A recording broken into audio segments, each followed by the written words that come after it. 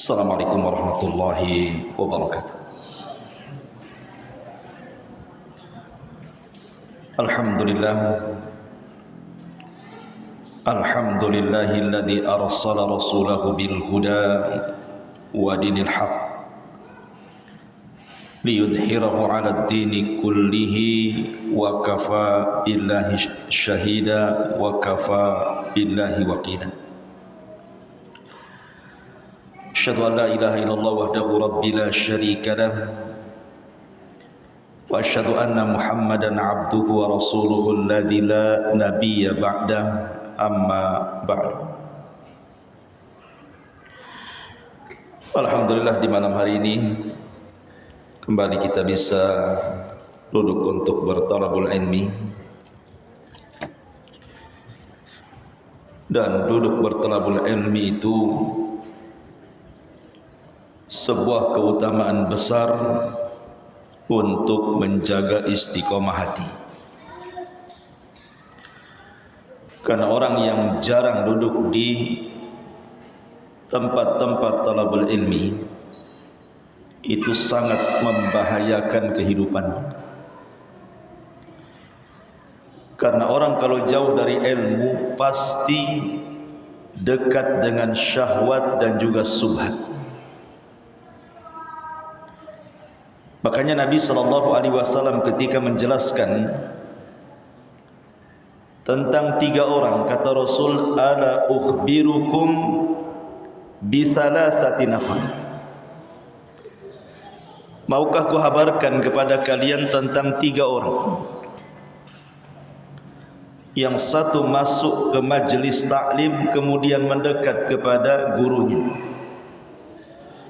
Yang satu masuk ke majlis taklim duduk paling belakang, dan yang satu tidak masuk justru pulang. Kata Nabi SAW, adapun yang pertama, fa'awahu Allahu alaihi, Allah akan berikan perlindungan kepadanya. Adapun yang kedua, fastahyallahu alaihi, Allah pun malu dengannya.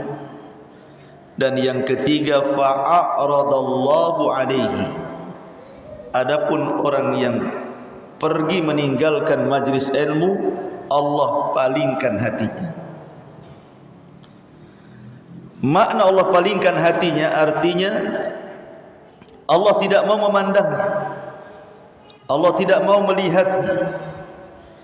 Dan kalau Allah tidak mau melihat kita, berarti kita dijauhkan dari rahmatnya. Kalau sudah dijauhi dari rahmatnya, berarti dekat dengan laknatnya. Makanya sesibuk apapun para sahabat di zaman Nabi SAW, mereka akan hadir di majlis taklim. Karena itu satu-satunya untuk menjaga istiqomah hati. Kalau sekelas Nabi SAW disabdakan dalam hadis Ummu Salamah radhiyallahu anha bahwa doa yang sering dibaca Nabi SAW adalah ya muqallibal qulub tsabbit qalbi ala dini. Wahai zat yang membolak-balikan hatiku, kata Rasul, tetapkan hatiku di atas agama. Padahal Nabi SAW tidak mungkin sesat. Dia seorang Nabi dibimbing oleh Allah. Tapi kenapa itu pula doa yang banyak dibacakan Rasul?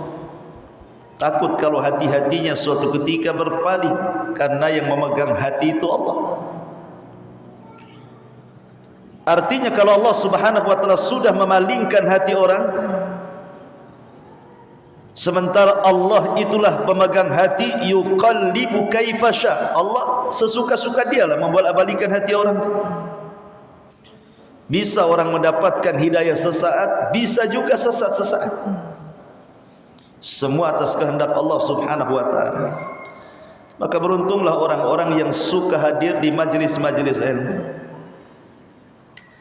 Maka saya nasihatkan, dimanapun ada majlis ilmu dan ada ustaz-ustaz yang mengajarkan kepada Al-Quran dan Sunnah, hadir di sini. karena itu wasilah yang sangat besar mendapatkan istiqomah hati supaya tidak tersesat. Ma'asyiral muslimin yang dimuliakan Allah Subhanahu wa taala, pembahasan di malam hari ini meneruskan peperangan Nabi sallallahu alaihi wasallam dan kita masuk kepada perang besar pertama dalam Islam yang disebut dengan Ghazwatu Badr, perang Badar.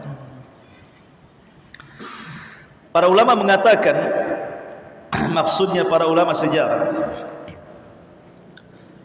perang Badar ini memang pasukannya tidak sebanyak perang-perang nanti setelahnya, seperti perang Uhud, perang Ahzab, perang Khaybar dan yang lainnya.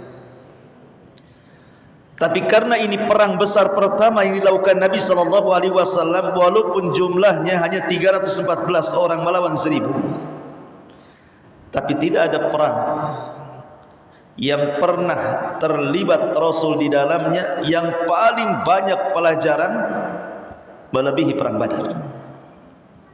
Perang ini akan banyak pelajaran yang kita akan bisa petik,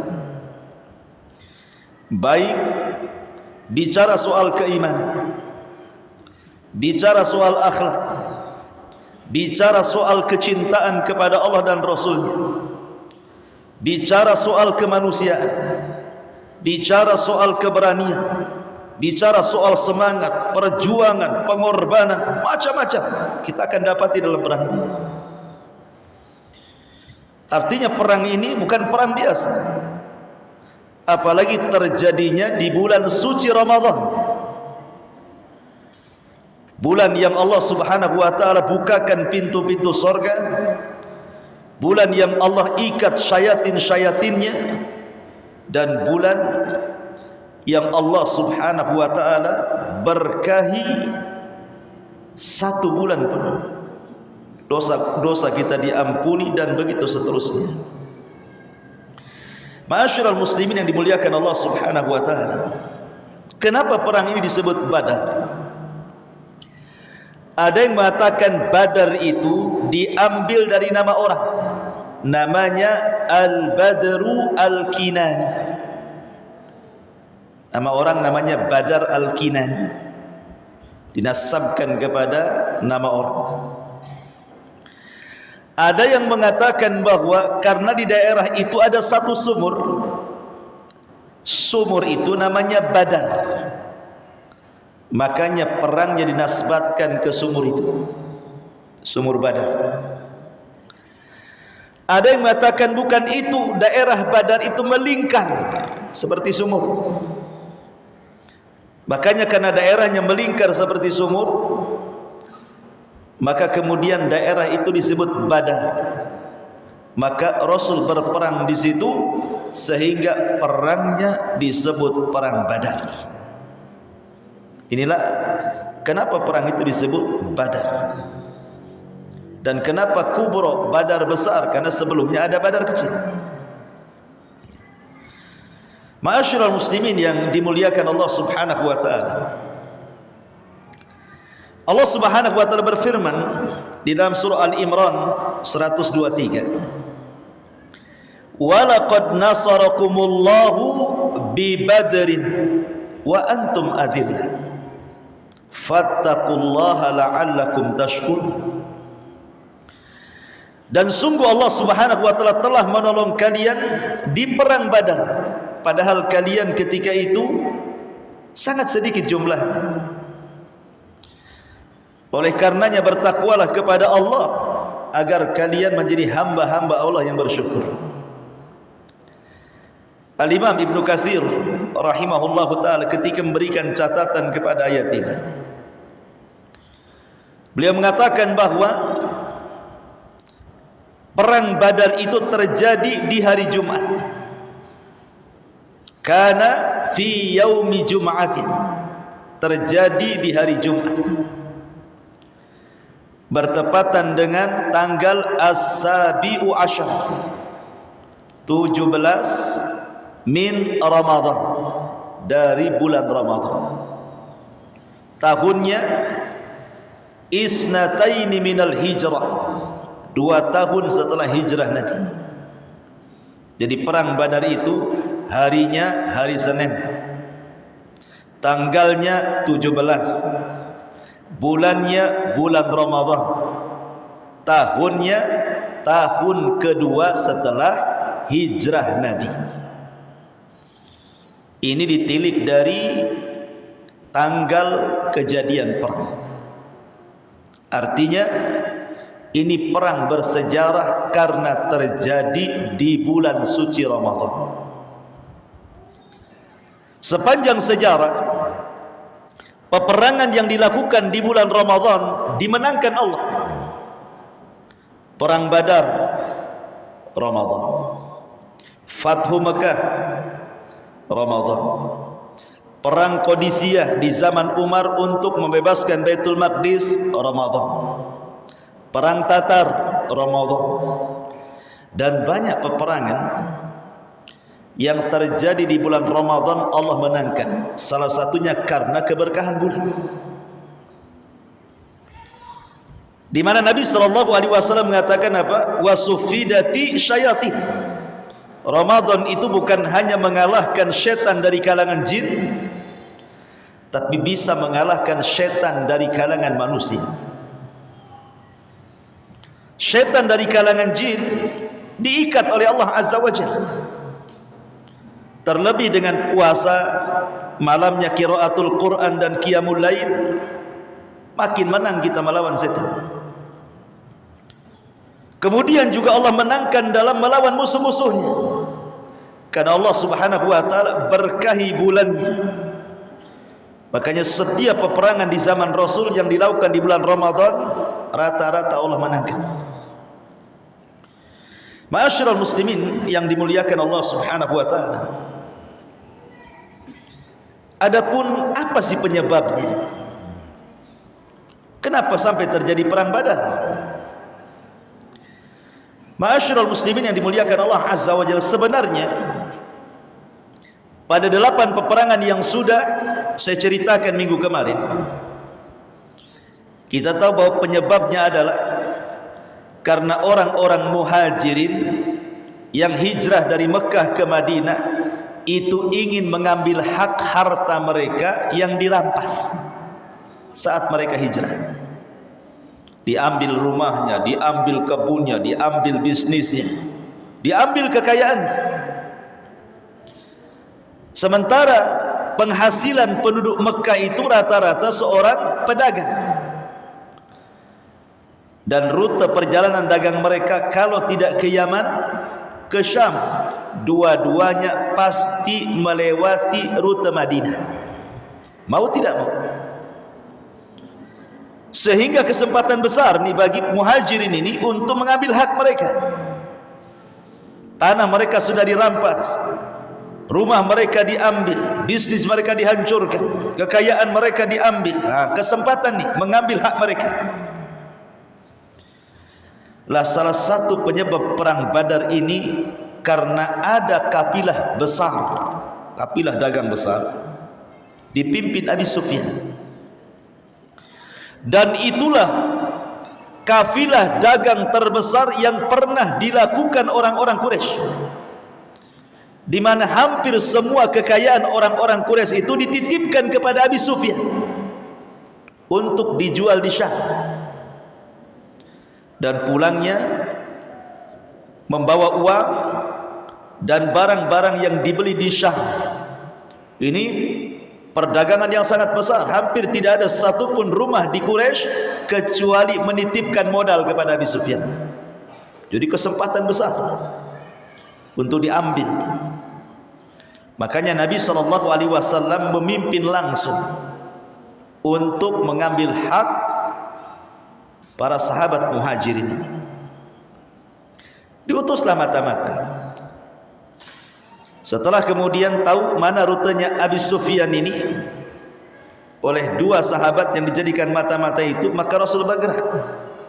Ingat, tidak ada niat peperangan, sehingga Nabi SAW tidak banyak melibatkan para sahabat. Dan Nabi SAW tidak mencela orang yang terlibat di dalamnya. Yang tidak terlibat di dalamnya Rasul tidak celah. Kenapa? Karena tidak ada niat perang. Mau ikut silahkan, nggak ikut juga nggak apa-apa. Sehingga Rasul tidak mencela orang yang sibuk berada di kebun-kebun mereka, atau sedang safar, atau ada keperluan lain, keluarga, merawat orang sakit dan yang lainnya. Rasul tidak mencelanya. Sekali lagi, karena tujuannya bukan perang, ingin menghadang kafilah dagangnya Abi Sufyan, itu saja. Tapi Abi Sufyan ini cerdas. Ketika dia mendapatkan informasi dari mata-mata dia juga, ini semua main mata-mata ini. Akhirnya kemudian Abu Sufyan tahu nih bahwa ada pergerakan dari kota Madinah dipimpin oleh Rasul langsung dan orang-orang muhajirin yang akan menghadangnya. Makanya dia pun bermanuver. Bagaimana caranya orang-orang itu tidak merampas? Risiko besar. Ini dagangan hampir semua orang Quraisy ada di sini. Hartanya ini. Abu Sufyan harus mempertahankan itu. Maka kemudian Abi Sufyan pun mengutus seorang laki-laki namanya Dhamdham. Siapa? Dhamdham. Punya anak namanya Dhamdham. Jadi Dhamdham ini dibayar oleh Abi Sufyan dengan bayaran yang mahal karena dia penunggang kuda tercepat untuk menyampaikan pesan Abi Sufyan ke Mekah. Bilang sama Abu Jahal dan para pemimpin Quraisy, harta mereka terancam di sini. Bergerak, lindungi hartanya supaya tidak ada satu dinar pun diambil orang-orang muhajirin. Subhanallah, Dhamdham ini bergerak cepat. Sebelum saya cerita Dhamdham, ada satu kisah dari bibinya Nabi SAW namanya Atikah bintu Abdul Muttalib, bibi Nabi, saudari daripada Abbas dan Abu Talib. Atikah ini bermimpi. Dalam mimpinya aneh. Tiba-tiba dalam mimpinya itu dia melihat ada orang yang compang-camping entah berantah dari mana, menunggang unta. Tapi ada juga yang mengatakan Atikah melihat ada unta bisa bicara. Unta ini naik ke atas bukit Abi Kubais yang sekarang jadi istana raja tuh. Tiba-tiba unta ini berteriak dan mengatakan, infiru ya ahlal ghudur ila masarikum fi thalathin. Lari kalian secepat mungkin ke tempat kehancuran kalian sebelum 3 hari. Kemudian unta ini menendang batu, kemudian batunya tergelincir ke bawah, tiba-tiba hancur batunya. Ketika hancur batu itulah terjadi serpihan-serpihan batu, di mana serpihan ini melesat ke rumah-rumah orang-orang Mekah. Tidak ada satu rumah kecuali terkena serpihannya. Kemudian unta ini turun, tiba-tiba naik ke atas Ka'bah. Cemana unta naik ke atas Ka'bah? Ya namanya mimpi. Kan itu. Antum aja bisa terbang kalau mimpi itu. Unta pula naik ke atas Ka'bah. Ngomong lagi di hadapan orang-orang Quraisy itu. Infiru ya ahlal ghudur ira masari'ikum fi thalathin, katanya. Lari kalian, wahai penduduk Mekah, ke tempat kehancuran kalian sebelum 3 hari datang. Akhirnya Atikah terbangun. Ini mimpi aneh. Kemudian dia datang ke rumah Abbas ibn Abdul Muttalib, saudaranya. Ya Abbas, saya bermimpi semalam. Kata Abbas, mimpi apa? Kata Atikah, janji kau tidak akan cerita? Tidak, ceritakan saja. Diceritakan mimpinya. Kaget Abbas ini. Akhirnya kemudian Atikah setelah menceritakan mimpi itu pergi. Qadarullah kemudian Abbas ini berjumpa pula dengan Utbah ibn Rabi. Utbah, sila duduk-duduk katanya. Ada apa Abbas? Gini, saudariku bermimpi Atikah, tapi janji kau tidak cerita ya? Ya kata, ceritakan mimpinya. Kemudian Utbah ibn Rabi pulang ke rumahnya, berjumpa pula dengan anaknya Al-Walid ibn Utbah. Walid sini. Itu Atikah tuh, saudarinya si Abbas itu mimpi. Tapi janji kau tak cerita. Akhirnya kata Al-Walid, tak adalah, aku tak cerita bi katanya.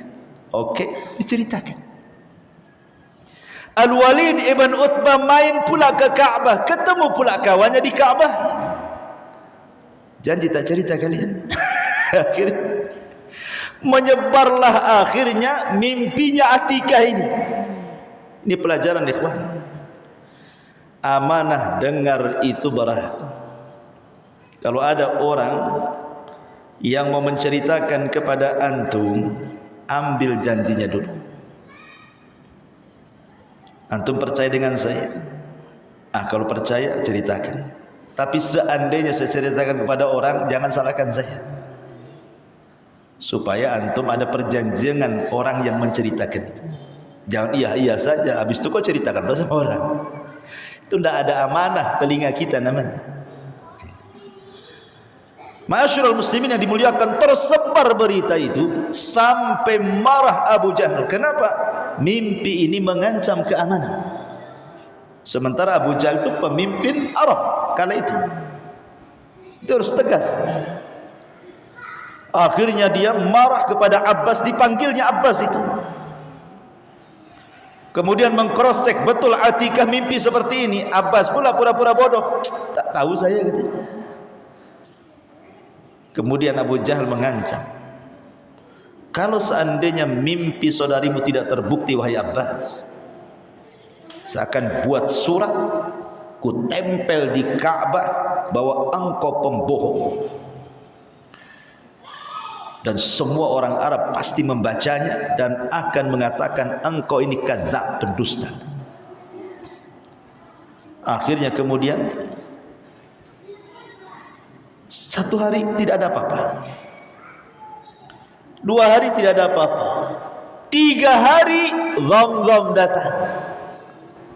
Tadi cerita Dhamdham tadi ya. Utusan Abi Sufyan Dhamdham datang, berteriak-teriak dia di Mekah itu. Maka para pembesar Quraisy berkumpul tuh. Karena sebelumnya Abu Jahal itu kan gak yakin dengan mimpi itu. Bahkan dia dalam riwayat mengatakan kepada Abbas itu, ya Abbas, hentikan ucapanmu itu katanya. Sudah cukup dari kabilahmu itu ada laki-laki yang ngaku nabi, sekarang pula ada perempuan ngaku nabi katanya. Maksudnya satunya Rasulullah, satunya Atikah pula katanya. Sudah cukup. Rupanya setelah 3 hari betul pula mimpi itu. Dhamdham datang. Ketika Dhamdham datang menceritakan bahwa seluruh harta orang-orang Quraisy hendak dirampas oleh Muhammad dan sahabatnya. Kalian harus menolong Abi Sufyan. Dari situlah Abu Jahal akhirnya mengumpulkan semua orang dan mampu mengumpulkan sampai 1000 pasukan. Dibawa kemana?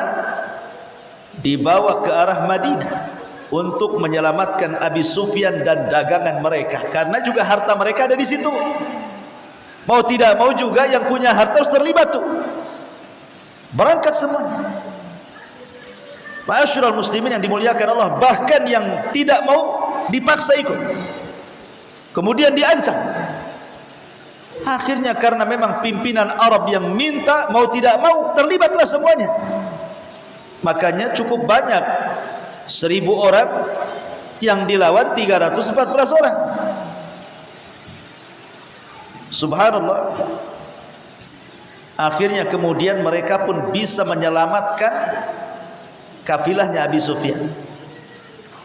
Nabi gagal untuk mengambil hartanya Abi Sufyan karena keburu datang pasukan Abu Jahal itu. Ketika itu ma'asyiral muslimin yang dimuliakan Allah Subhanahu wa taala, orang-orang Quraisy yang kan tujuan mereka menyelamatkan dagangan kan, bukan hendak perang. Akhirnya terbelah. Gimana nih katanya? Ini Abu Sufyan sudah selamat, harta kami sudah selamat katanya. Sudahlah pulang, tujuan kami kan hanya menyelamatkan Abu Sufyan katanya. Tapi si Fir'aunnya umat ini Abu Jahal tidak mau. Dia ganti manuver. Sekarang lain lagi ceritanya. Memang awalnya kita menyelamatkan dagangan kita Abu Sufyan, tapi sekarang beda lagi ceritanya. Kita perang katanya. Dari situlah mau tidak mau Nabi SAW dan para sahabat pun harus memiliki pilihan di sini. Awalnya mau mengejar Abi Sufyan, dihadapkan dengan pasukan. Mundur ataukah maju? Ini sama-sama terbelah juga.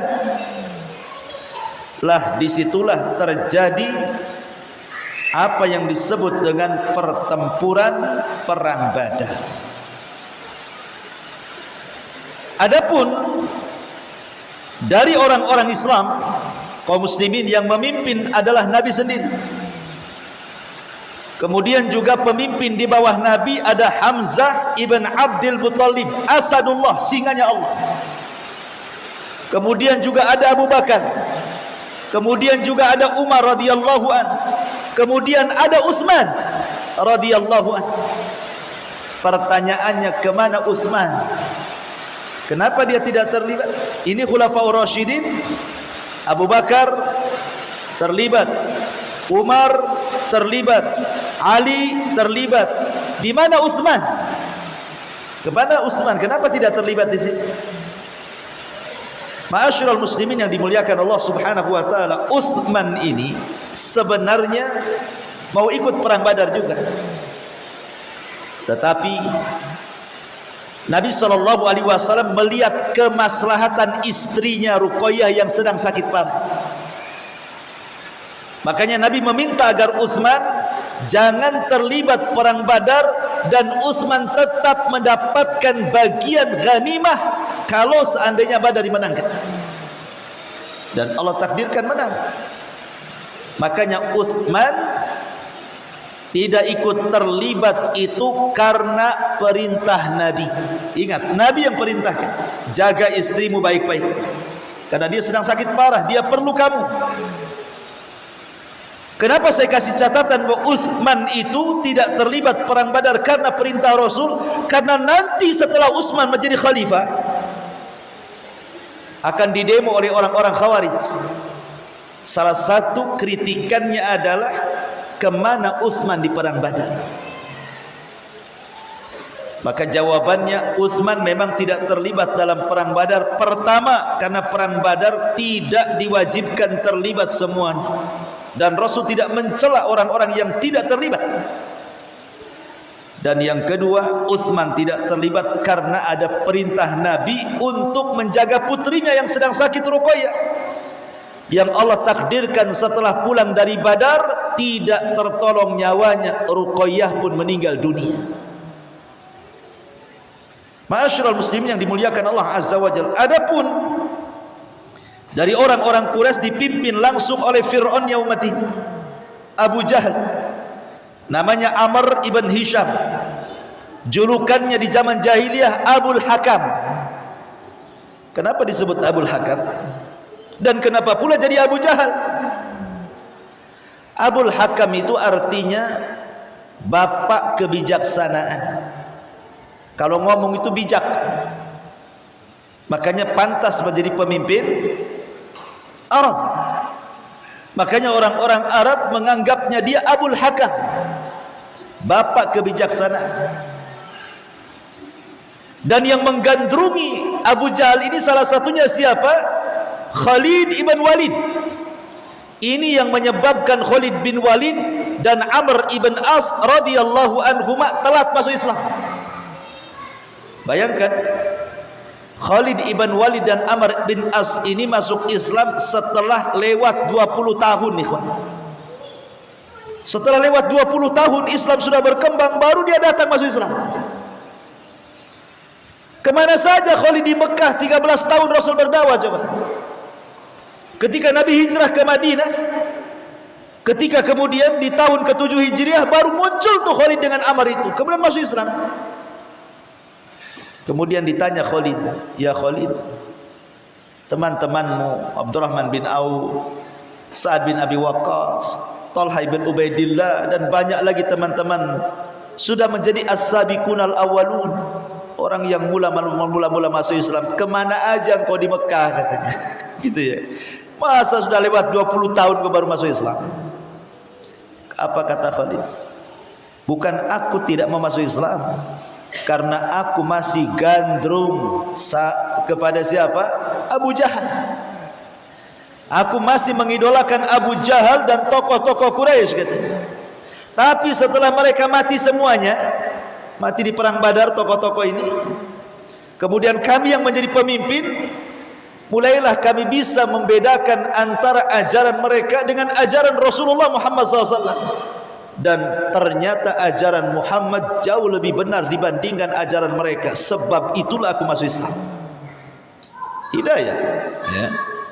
Ma'asyiral muslimin yang dimuliakan Allah Subhanahu wa ta'ala. Jadi pimpinan orang-orang musyrik pertama Abu Jahal. Kemudian di sana ada Utbah ibn Rabi'ah. Kemudian di sana ada Umayyah ibn Khalaf, tuannya Bilal yang menyiksa Bilal itu. Umayyah ibn Khalaf. Dan para pembesar-pembesar yang lainnya.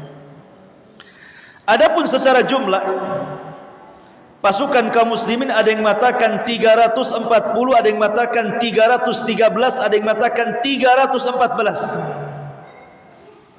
Dan jumlah tentara Badar sama dengan jumlah tentara Talut ketika melawan Jalut, dengan 2 penunggang kuda. Kemudian tentara orang-orang musyrik jumlahnya 1000 dengan 200 penunggang kuda. Ingat, kuda itu sangat berperan dalam peperangan, ikhwan. Kuda itu sangat berperan sekali dalam peperangan. Makanya kuda itu kalau diibaratkan sekarang ini kayak tank-tank begitulah. Kayak tank gitu ya, kayak. Pokoknya dia kendaraan perang yang bisa membunuh orang dengan cepat. Makanya kenapa kuda itu dijadikan sumpah dalam Al-Quran, wal adiyati dhabha fal muriyati qadha fal mughirati subha fa atharna bihi naq'an fawasatna bihi jam'a. Sampai Allah jadikan sumpah kuda demi kuda-kuda perang yang terengah-engah mengeluarkan suaranya, yang menginjak batu kemudian mengeluarkan percikan api, yang masuk ke dalam pasukan kemudian mengobrak-abrik. Dan Rasul mengatakan di setiap ubun-ubun kuda perang terdapat keberkahan, karena satu-satunya binatang yang bisa untuk berperang itu hanya kuda. Dia bisa mundur, bisa maju, bisa ngepot, bisa macam-macam. Yang lain tidak bisa. Ma'asyiral muslimin yang dimuliakan, makanya kemudian secara jumlah dan peralatan orang-orang Quraisy menang. 200 penunggang kuda, pasukannya 1000. Kaum muslimin 2 orang penunggang kudanya. Pasukannya 340, ada yang mengatakan 313, ada yang mengatakan 314 kan itu. Tidak banding secara jumlah. Apalagi belum ada pengalaman perang. Sehingga wajar ada kekhawatiran-kekhawatiran dari Nabi SAW kalau peperangan ini dikalahkan, itu masalahnya. Manusiawi gitu ya. Ma'asyiral muslimin yang dimuliakan Allah Azza wa Jalla, sebelum saya akan ceritakan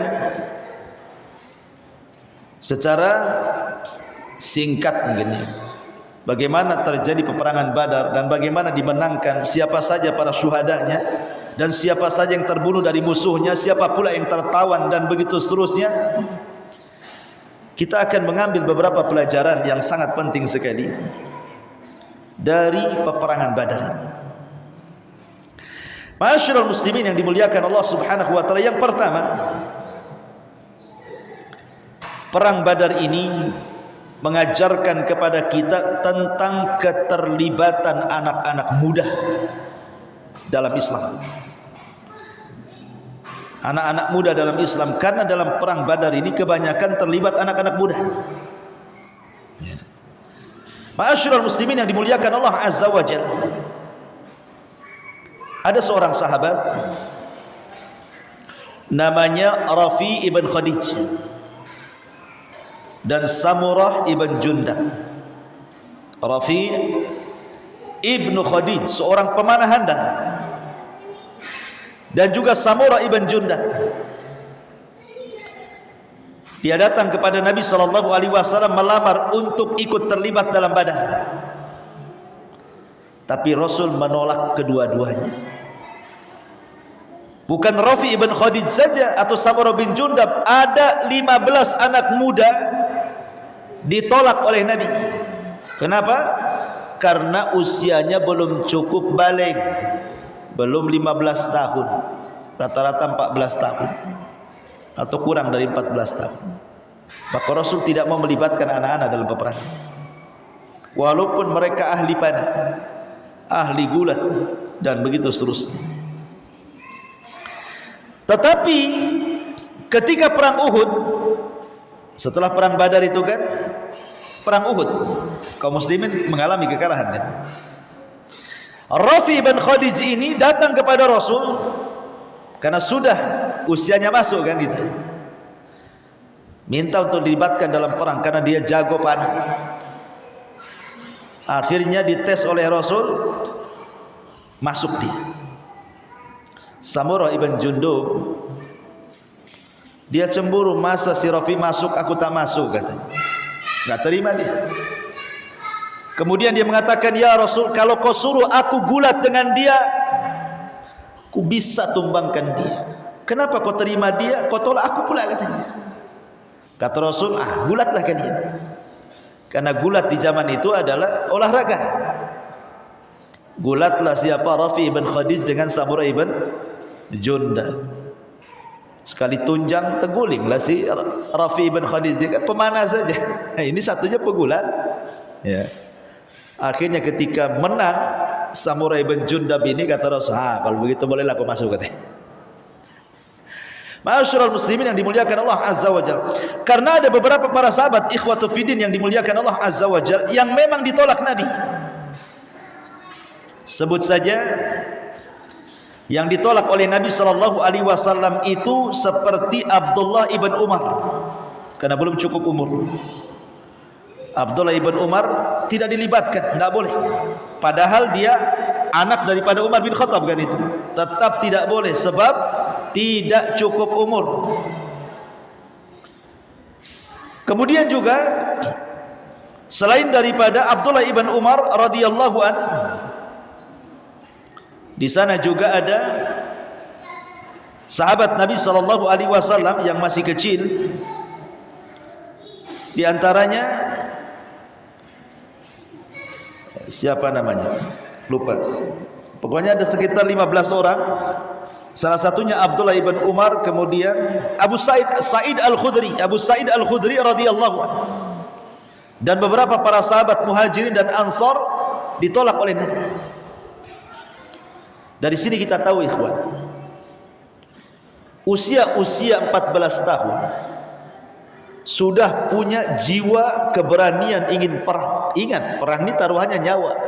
Di zaman itu bukan pakai pistol, orang yang entah di mana tahu-tahu dah mati kan itu. Orang dulu kan betul-betul hadap-hadapan. Kita aja tengok di YouTube ada orang carok itu, dia yang perang, kita yang takut yang nonton. Karena perang berhadap-hadapan ini kalau tidak punya keberanian tidak akan bisa. Makanya kenapa Allah Subhanahu wa taala mengatakan di dalam Al-Qur'an itu, kutiba alaikumul qital wa huwa kurhul lakum. Diwajibkan atas kalian perang dan itu sesuatu yang kalian tidak suka. Karena tidak semua orang punya keberanian kan. Tapi lihat tarbiyah di zaman itu, usia-usia 14 tahun pengen terlibat dalam peperangan.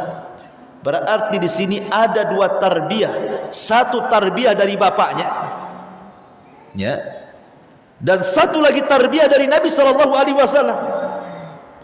Sehingga tertanam kemudian semangat anak-anak yang belum balik pun ingin terlibat. Tapi tetap Nabi SAW rahim. Rasul tidak mau melibatkan orang-orang yang belum ahlinya perang dilibatkan dalam perang. Makanya Nabi SAW tidak memasukkan mereka. Ma'asyiral muslimin yang dimuliakan Allah Azza wa Jalla, dari sini tahu perannya anak-anak muda di zaman itu. Contoh yang lain, nanti ketika kita masuk pada pertempuran, ada dua anak kecil, usianya baru 17 tahun, 16 tahun. Yang satu namanya Mu'ad ibnu Amrin ibnul Jamuh, yang satunya Mu'awwad ibnu Afra. Jadi satunya Mu'ad, satunya Mu'awwad, ikut terlibat dalam peperangan. Ketika itu dia melihat ada Abdurrahman ibn Auf radhiyallahu anhu. Kata Mu'ad dan Mu'awwid ini yang masih 16-17 tahun, dia mengatakan, ya ammi, wahai pamanku, arini Aba Jahlin, tunjukkan kepadaku mana si Abu Jahal itu orangnya, katanya. Mana Abu Jahal? Yang mana satu tuh orang si Abu Jahal itu, katanya. Ini anak-anak. Kata Abdurrahman bin Auf, ya ibna akhi, fama tasna bihi, wahai anak pamanku, apa yang kau akan lakukan dengan Abu Jahal? Kau tanya-tanya Abu Jahal, kau mau ngapain sama Abu Jahal kan itu ya? Qala, dia mengatakan, akhbartu annahu yasubbullaha walladhi nafsi biyadi, la in ra'aituhu la yufariku sawadi sawadahu. Apa kata dia? Aku dengar dia suka mencaci maki Nabi, katanya. Betul itu, dia suka mencaci maki Nabi, katanya. Demi Allah, demi yang jiwaku berada di tangannya, sempat aku lihat dia, aku tidak akan tinggalkan dia sampai Allah takdirkan saya yang mati atau dia yang mati. Oh coba, anak muda beraninya tuh. Abu Jahal ini jenderal perang, pemimpinnya. Ketika kemudian Abdurrahman bin Auf menunjukkan tuh, yang itu tuh orang itu, yang itu tuh, yang kepalanya ada bulunya tuh. Nah, itulah Abu Jahal itu. Ketika dapat petunjuk dari Abdurrahman bin Auf ini, Mu'ad dan Mu'awwad ini langsung berburu Abu Jahal dan berhasil. Dua-duanya melukai Abu Jahal dan dua-duanya berhasil membunuh Abu Jahal. Walaupun kemudian ada yang mengatakan Abdullah bin Mas'ud memenggal kepalanya. Tapi sebab terbunuhnya Abu Jahal siapa? Mu'ad dan Mu'awwid. Ini bentuk penghinaan seorang jenderal dibunuh anak-anak. Dan Nabi SAW pernah suatu ketika dia sedang sholat di depan Ka'bah, sesumbar Abu Jahal Amr bin Hisham dan mengatakan, la in ra'aituhu sajidan la ata'anna fi raqabatihi, katanya. Kalau aku melihat Muhammad sedang sholat, ku tunjang lehernya, kata Abu Jahal. Setelah ngomong begitu, ada pula Rasul datang, betul-betul sholat dan betul-betul sujud. Ini kawan-kawan Abu Jahal, ya Aba Jahal, tadi kau sesumbar, kalau Muhammad sedang sholat dan sedang sujud, dalam posisi itulah kau tunjang lehernya, katanya. Mana buktinya, katanya. Abu Jahal pun tersulut emosinya, mendekati Nabi. Kemudian ketika hampir menunjang leher Rasul, tiba-tiba dia yang terpental, dia yang menunjang, dia pula yang terpental. Kan aneh itu. Harusnya yang ditunjang yang terpental, kan itu ya. Dia yang nunjangi, dia pula yang terpental, katanya. Abu Jahal ini ketakutan, sehingga kemudian ditanya oleh orang-orang, ada apa dengan kamu ini wahai Abu Jahal? Kata Abu Jahal, wallahi inni ra'aitu la khandaqan min nari wa haulan wa ajnihatan, katanya, demi Allah aku melihat antara diriku dan Muhammad itu ada parit api dan ketakutan yang luar biasa, dan ada sayap yang menghempaskan diriku, katanya. Ketika Rasul mendengar suara Abu Jahal bahwa ada sayap yang menghempaskan dirinya, apa kata Rasul? Kata Rasul, laudana minni lakhtatafannakul malaikatu udwan udwa. Coba saja dia dekat aku, malaikat akan mematahkan sepotong-potong tuh badan dia dari kaki sampai kepala, kata Rasul. Akhirnya kemudian Abu Jahal karena tidak berhasil, pada waktu yang lain dia membuat sayembara, man yastati an yadha'a sala jazurin ala dhahri Muhammadin falahu kada wa kada. Siapa yang bisa meletakkan sala jazur, kotoran unta yang baru disembelih itu kan, kalau antum yang beli kambing kemudian didedel perutnya kan keluar tuh jeroannya, ususnya, tempat kotorannya, itu disebut sala jazur. Kotoran unta, usus-ususnya masih berdarah tuh. Siapa yang bisa meletakkan itu usus dan kotoran unta di pundak Muhammad dan dia sedang sholat, maka dia akan dapat ini dan itu.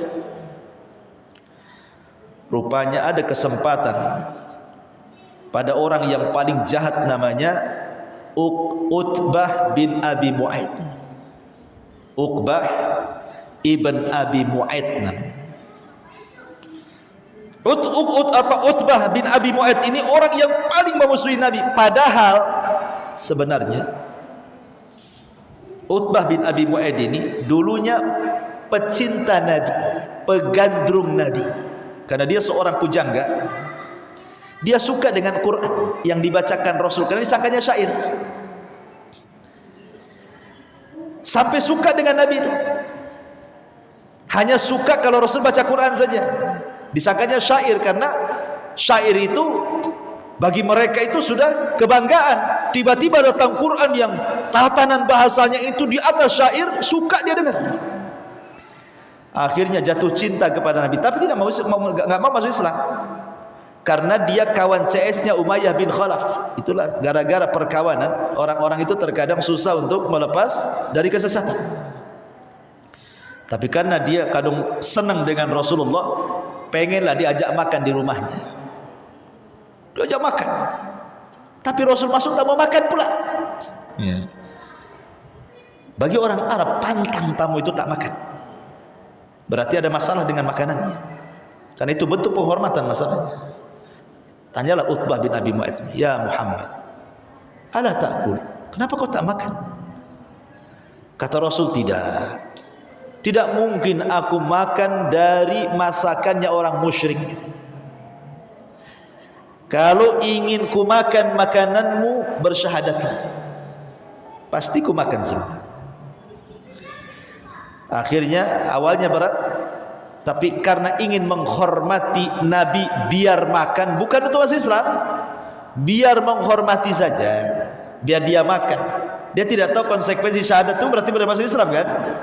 Bersyahadat pula dia, asyhadu an la ilaha illallah wa asyhadu anna Muhammadar Rasulullah. Rasul makan akhirnya. Rupanya syahadatnya terdengar kepada kawannya Umayyah ibn Khalaf. Datang Umayyah ini dan mengatakan, apakah engkau telah tertimpa soba? Soba itu orang yang berpindah dari satu agama ke agama yang disebut soba namanya. Tidak, kami masih menyembah agama yang disembah nenek moyang, kata Uqbah bin Abi Mu'aid. Tidak, aku mendengar kau sudah masuk agama Muhammad. Tidak, katanya. Kemudian kata Utbah gini, kalau kau tidak percaya, apa yang harus aku lakukan biar aku tetap menjadi gengmu gitu, satu geng dengan kamu? Kata Umayyah, kalau memang pengakuanmu benar, engkau tidak ikut agama Muhammad, hinakan dia, hinakan Muhammad. Jadi ketika Abu Jahal ini menawarkan siapa yang meletakkan salah jazur, Disinilah kesempatan Utbah bin Abi Mu'aid untuk menghinakan Rasul sebagai penguat bahwa dia masih konco-konconya dengan Umayyah bin Khalaf, kita maksudnya. Betul, Nabi sedang sujud, dicari, dapat pula tu kotoran unta tu, diletakkan di punggung Nabi. Nabi tidak bergeming dari sujudnya. Kotoran kemana-mana, darah kemana-mana, sampai datang Fatimah yang masih kecil, Fatimah bintu Rasulullah. Melihat ayahnya dihinakan, dibersihkanlah kotoran itu dari pundak Rasul sampai bersih betul, bahwa Rasul kemudian bangkit dari sujudnya, kemudian menyelesaikan solatnya, diperpendek. Kemudian setelah solat, Fatimah mengatakan, ya abi ud'u ila haula, wahai bapak, tolong doakan keburukan kepada mereka. Akhirnya Rasul ikut sarannya Fatimah. Dia pun melaknat orang yang menghinakan yang ada di situ. Allahumma la'an li Abi Jahlin, Allahumma la'an li Umayyah, Allahumma la'an li Uqbah bin Abi Mu'aid, Allahumma la'an li fulan fulan fulan fulan. Kata para ulama, semua yang dilaknat Rasul gara-gara menghina Rasul dengan kotoran unta itu, semua mati di perang Badar. Semua yang terlibat dalam laknat ini, Abu Jahal, Umayyah, Utbah bin Abi Mu'aid, semua yang dilaknat tidak kecuali mati di perang Badar dan dihinakan. Bahkan Utbah bin Abi Mu'aid yang menghinakan Rasul tertangkap jadi tawanan, kemudian dia digantung di tiang saliban. Wa huwa awwal man suliba fil Islam. Dialah orang yang pertama kali disalib dalam Islam. Ada kurang ngajar itu, menghina Nabi, ya. Ma'asyiral muslimin yang dimuliakan, adapun Abu Jahal dihinakan dengan cara apa? Dibunuh oleh Mu'ad dan Mu'awid, anak kecil, seorang jenderal perang, dihinakan. Dan itu bentuk keberanian para sahabat, luar biasa. Ma'asyiral muslimin yang dimuliakan Allah Subhanahu wa taala.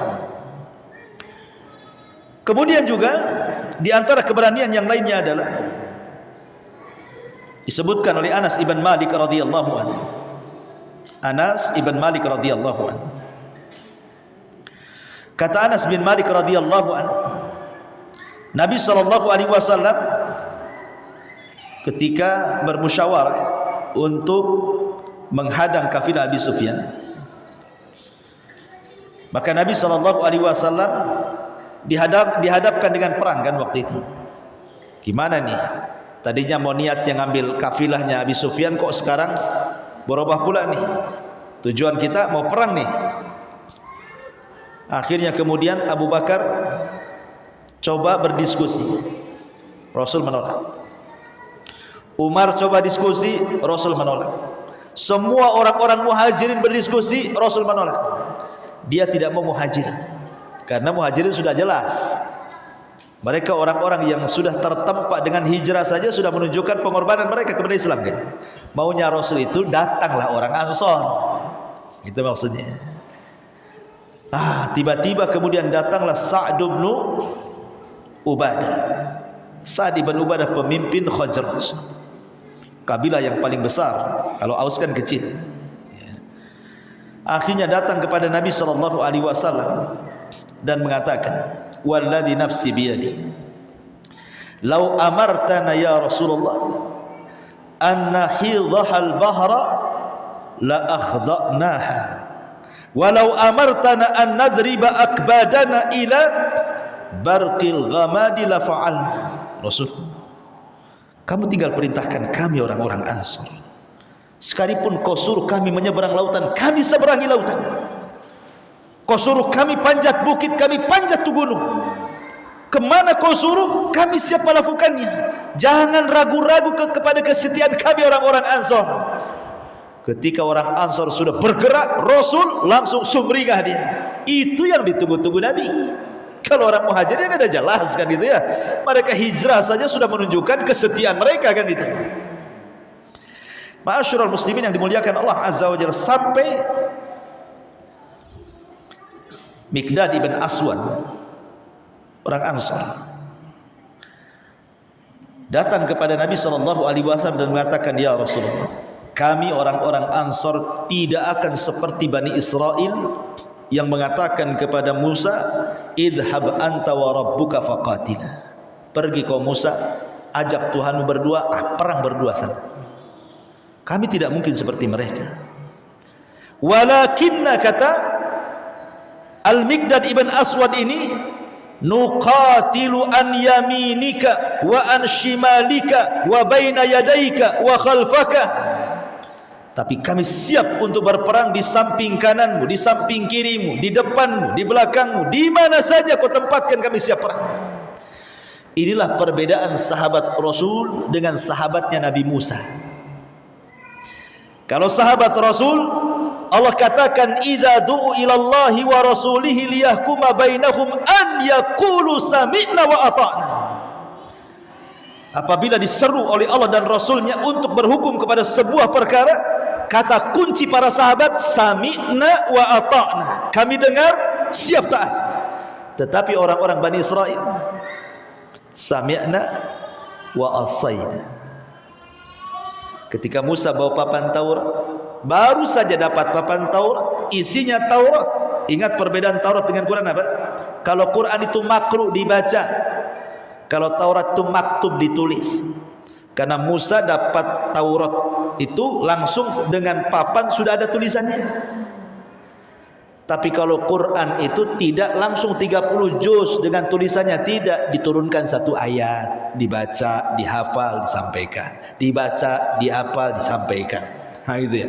Baru rampung 23 tahun. Makanya Quran itu diibadahi bacaannya. Satu huruf 10 pahala.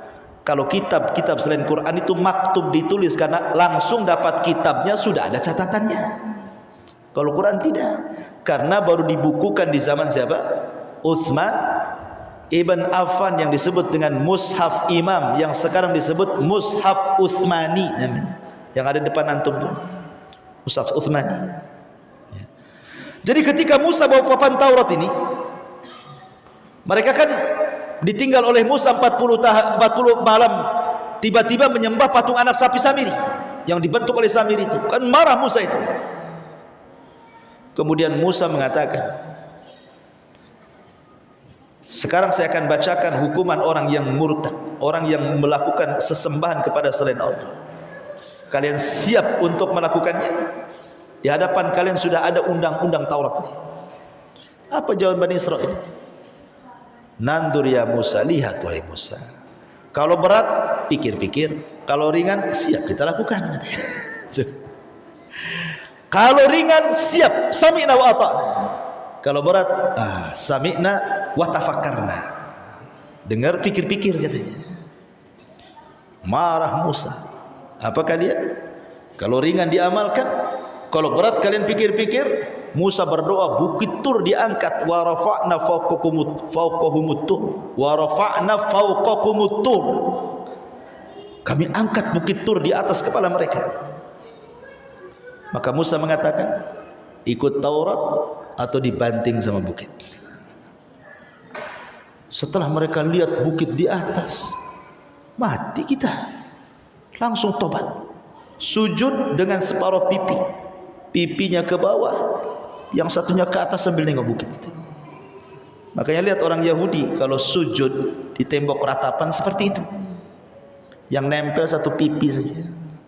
Karena pendahulu mereka sujudnya kayak gitu, jadi sujudnya sambil gini. Kenapa? Kata mereka, karena sujud seperti itu sebagai sujud tolak bala katanya. Karena setelah mereka sujud tak jadi dibanting. Kemudian mereka mengatakan apa? Kami siap mentaati Taurat. Apa harus seperti ini baru mengucapkan samina wa ata'na? Ya kan? Kemudian Musa membacakan, ini hukumannya nih, kata Musa, taqtulu anfusakum, bunuh diri-diri kalian. Bingung Bani Israel nih. Berat juga, ya kan? Tobat mati, tak tobat mati, ya kan gitu. Sekarang tobat mati juga suruh bunuh-bunuhan, tak tobat dibanting bukit. Apa bedanya? Dua-duanya mati kan? Tapi mati di atas tobat husnul khatimah, mati kena bukit, banting bukit, sul khatimah kan? Akhirnya mereka siap bunuh-bunuhan. 70.000 bergelimpangan bunuh-bunuhan. Itu ngerinya syariat dulu berat kan. Kalau sekarang orang murtad balik ke Islam cukup syahadat, tak perlu ambil pisau dapur tusuk-tusuk perutnya, tak perlu. Ringan. Tapi saya katakan di sini pelajarannya apa dalam perang Badar ini? Nampaklah akidah para sahabat yang harus kita tiru. Sami'na wa ata'na. Itu yang harus kita letakkan di sini. Kalau Allah sudah perintahkan, Rasul perintahkan, sami'na wa ata'na. Jangan seperti Bani Israel. Ma'asyiral muslimin yang dimuliakan Allah Azza wa Jalla. Kemudian juga dalam perang Badar ini ada tadhiyah, ada pengorbanan. Pengorbanan bukan hanya sekedar pengorbanan saja, tetapi ada musara'atul ilal jannah, berlomba-lomba ingin memperoleh surga. Saya contohkan. Diriwayatkan Imam Hakim dan juga Al-Baihaqi dari Zaid ibn Thabit radhiyallahu anhu. Ba'athani Nabi sallallahu alaihi wasallam yauma Uhud atlubu Sa'd bin Rabi'. Jadi kisahnya ini bukan di perang Badar tapi di perang Uhud, tapi saya ingin melihat bagaimana pengorbanan para sahabat. Di mana peperangan sahabat itu sama aja. Ya.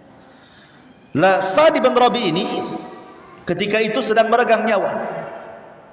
Rasul kehilangan Sa'd bin Rabi'. Mana itu Sa'd bin Rabi' itu? Cari dia. Kalau ketemu sampaikan salamku, kata Rasul.